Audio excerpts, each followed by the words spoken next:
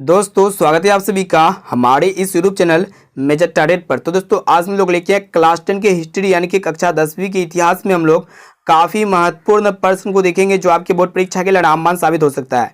इसमें हम लोग बहुत ही महत्वपूर्ण बीबीआई ऑब्जर्व क्वेश्चंस को सिलेक्ट किए हैं जो आपके आने वाले मैट्रिक बोर्ड परीक्षा के लिए बहुत इंपॉर्टेंट है और बहुत सारे ऐसे प्रश्न हैं जो इसी वीडियो से आप लोग को देखने को मिलेगा। और दोस्तों ये क्लास 10 के हिस्ट्री के बीबीआई ऑब्जर्व क्वेश्चंस का दूसरा वीडियो है। इसमें हम लोग काफ़ी महत्वपूर्ण प्रश्न को सिलेक्ट किए जो आपके मैट्रिक बोर्ड परीक्षा के लिए बहुत इंपॉर्टेंट है।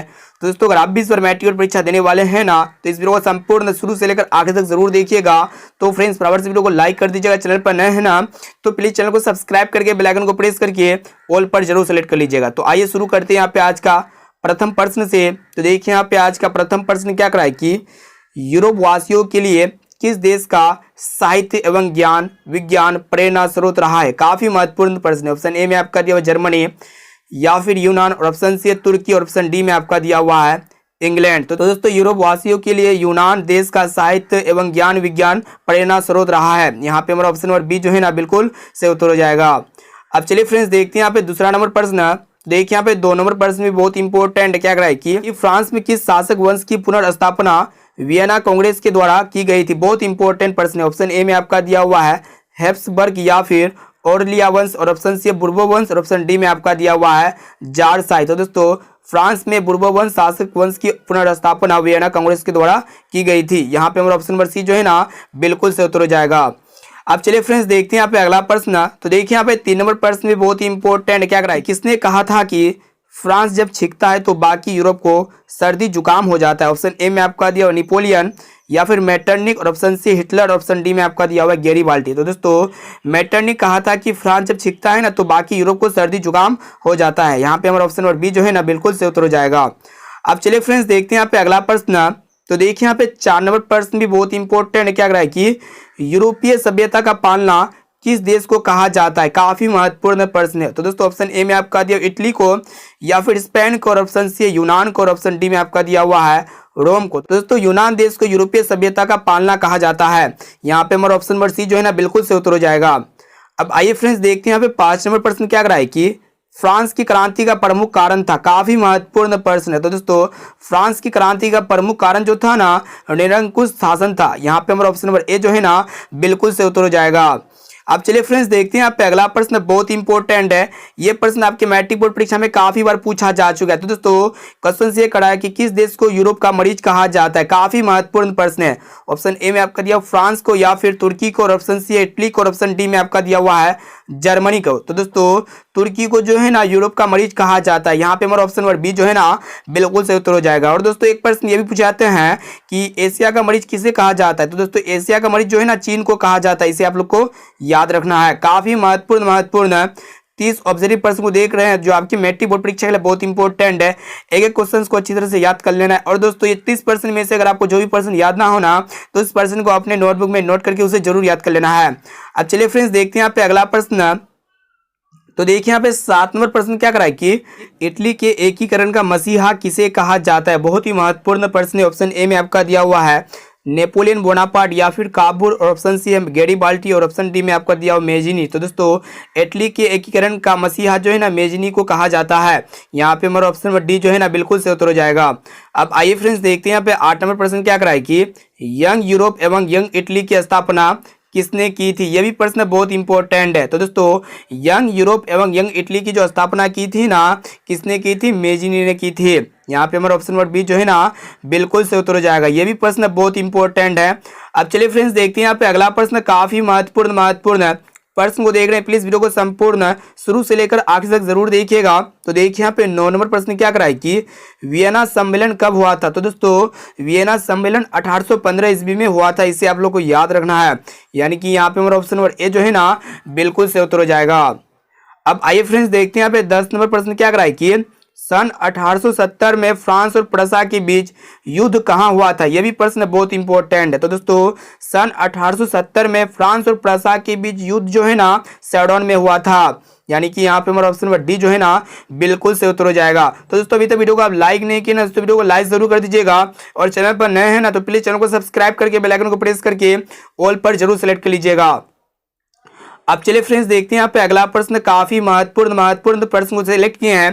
तो देखिए यहाँ पे 11 नंबर प्रश्न क्या कराए कि अप्रैल थीसिस किसने तैयार किया, काफी महत्वपूर्ण प्रश्न है। तो दोस्तों ऑप्शन ए में आपका दिया हुआ लेनिन ने, या फिर ट्रॉट्स्की ने, और ऑप्शन सी केरेंस्की ने, और ऑप्शन डी में आपका दिया हुआ है स्टालिन ने। तो दोस्तों अप्रैल थीसिस जो है ना तैयार किसने किया था, लेनिन ने किया था। यहाँ पे हमारा ऑप्शन नंबर ए जो है ना बिल्कुल से उत्तर हो जाएगा।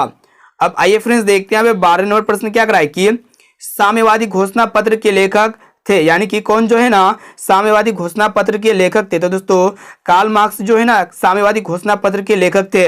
यहाँ पे हमारा ऑप्शन नंबर डी जो है ना बिल्कुल से उत्तर हो जाएगा। अब चलिए फ्रेंड्स देखते हैं यहाँ पे अगला प्रश्न, काफी महत्वपूर्ण है। तो देखिए यहाँ पे 13 नंबर प्रश्न क्या कराए कि प्रथम इंटरनेशनल की बैठक हुई। तो दोस्तों यहाँ पे आप लोग को बतलाने की प्रथम इंटरनेशनल की बैठक कहाँ पे हुई थी। तो दोस्तों ऑप्शन ए में आपका दिया रूस में, या फिर फ्रांस में, और ऑप्शन सी जर्मनी में, और ऑप्शन डी में आपका दिया हुआ है लंदन में। तो दोस्तों प्रथम इंटरनेशनल की बैठक जो है ना लंदन में हुई थी। यहाँ पे हमारा ऑप्शन नंबर डी जो है ना बिल्कुल सही उत्तर हो जाएगा।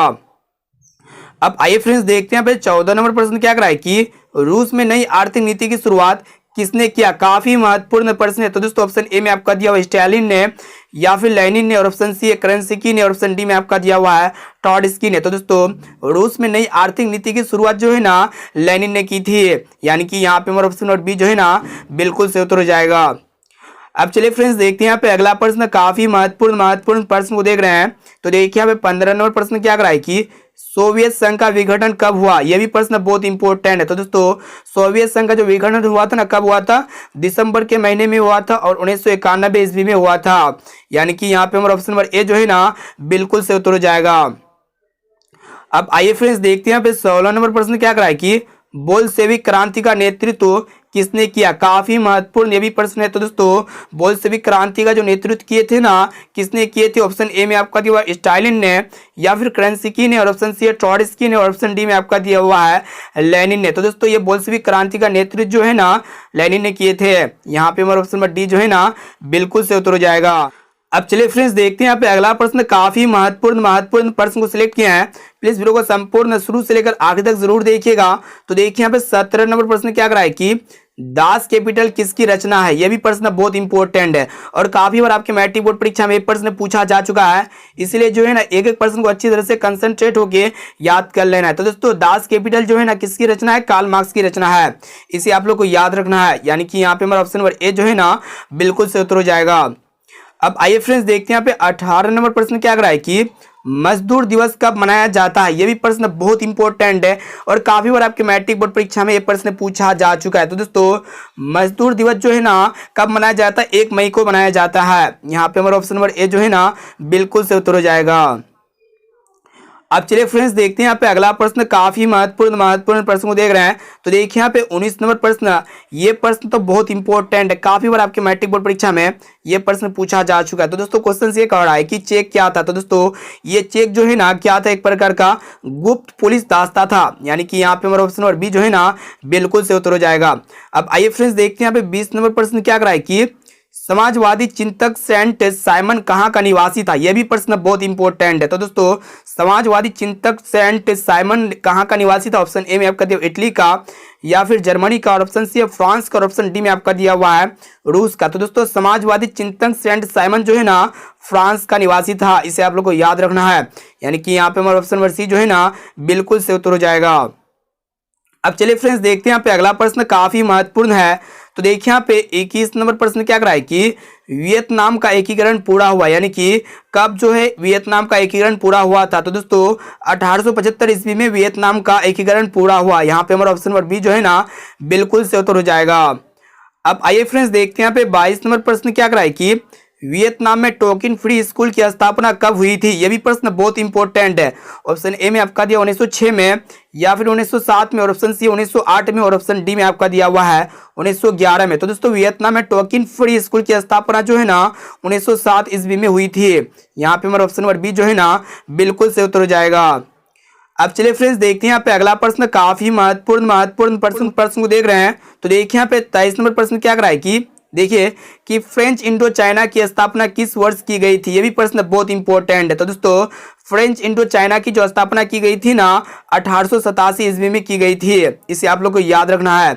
यहाँ पे हमारा ऑप्शन नंबर डी जो है ना बिल्कुल से उत्तर हो जाएगा। तो दोस्तों अभी तक आप वीडियो को लाइक नहीं किए ना तो वीडियो को लाइक जरूर कर दीजिएगा और चैनल पर नए हैं ना तो प्लीज चैनल को सब्सक्राइब करके बेल आइकन को प्रेस करके ऑल पर जरूर सेलेक्ट कर लीजिएगा। और 30 प्रश्न को पूर्णतः देखने के बाद आप लोग कमेंट करके बताइएगा कि ये 30 प्रश्न में से पहले से आप लोगों को कितना प्रश्न याद था। अब आइए फ्रेंड्स देखिए यहाँ पे 24 नंबर प्रश्न कि लियो कीचाओ कौन था। तो दोस्तों लियो कीचाओ जो है ना एक चीनी सुधारक था। यहाँ पे हमारा ऑप्शन नंबर ए जो है ना बिल्कुल से उत्तर हो जाएगा और ये भी प्रश्न बहुत इंपॉर्टेंट है।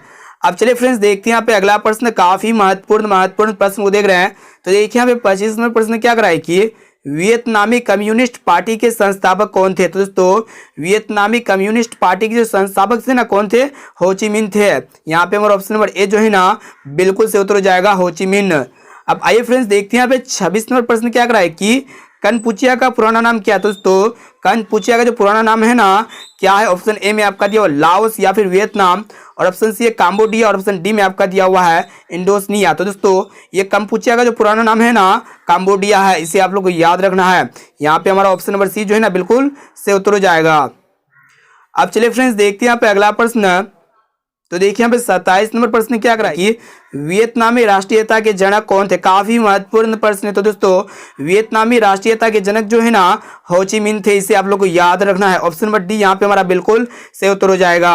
अब आइए फ्रेंड्स देखते हैं यहाँ पे 28 नंबर प्रश्न बहुत इंपॉर्टेंट है। क्या करा है कि हिंद चीन किसके अधीन थे। तो दोस्तों हिंद चीन जो है ना किसके अधीन थे, ऑप्शन ए में आपका दिया फ्रांस के, या फिर स्पेन के, और ऑप्शन सी ब्रिटेन के, और ऑप्शन डी में आपका दिया अमेरिका के। तो दोस्तों हिंद चीन जो है ना फ्रांस के अधीन थे, इसे आप लोग को याद रखना है। यानी कि यहाँ पे हमारा ऑप्शन नंबर ए जो है ना बिल्कुल से उत्तर हो जाएगा, फ्रांस के। अब चलिए फ्रेंड्स देखते हैं यहाँ पे अगला प्रश्न, काफी महत्वपूर्ण प्रश्न को देख रहे हैं। तो देखिए यहाँ पे 29 नंबर प्रश्न क्या कराए कि हुआ आंदोलन के नेता कौन थे। काफी महत्वपूर्ण प्रश्न है। तो दोस्तों ऑप्शन ए में आपका दिया फान बुई चाओ, और ऑप्शन बी है हु एन फूसो, और ऑप्शन डी में आपका दिया कुआंग, और ऑप्शन डी में आपका दिया हुआ है बाओ दाई। तो दोस्तों हुआ आंदोलन के नेता जो है ना हुइन फूसो है, इसे आप लोग को याद रखना है। ऑप्शन नंबर बी जो है ना बिल्कुल से उत्तर हो जाएगा। आइए फ्रेंड्स देखते हैं यहाँ पे आज का लास्ट प्रश्न बहुत इंपॉर्टेंट है। क्या कह रहा है कि राष्ट्रवाद का शाब्दिक अर्थ होता है। तो दोस्तों राष्ट्रवाद का जो शाब्दिक अर्थ होता है ना राष्ट्रीय चेतना का उदय होता है। यहाँ पे हमारा ऑप्शन नंबर ए जो है ना बिल्कुल से उत्तर हो जाएगा। तो दोस्तों इसमें हम लोग काफी महत्वपूर्ण 30 ऑब्जर्व प्रश्न को देख चुके हैं जो आपके फाइनल मैट्रिक बोर्ड परीक्षा के लिए बहुत इंपॉर्टेंट है।